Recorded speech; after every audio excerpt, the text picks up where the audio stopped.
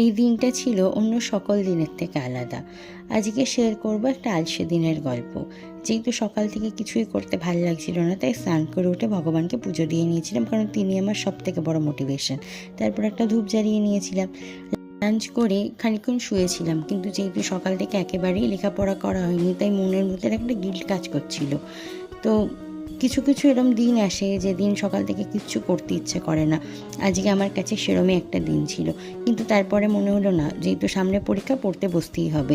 তাই একটা study blog খুলে বসলাম, দেখি যদি মোটিভেশন আসে।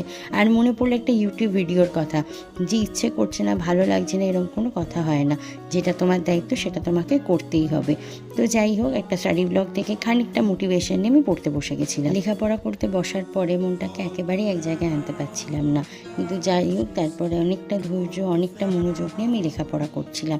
আশা একটাই, আগের সেমিস্টারের থেকে এই সেমিস্টারে ভালো রেজাল্ট করতে হবে। বেশ অনেকক্ষণ পড়াশোনা করার পর নিয়েছিলাম একটা টি ব্রেক, কারণ চা খেলে আমার মাইন্ড ফ্রেশ হয়। তাহলে এরমই ছিল আমার একটা আলসে দিনের গল্প। আজকে আসি, টাটা।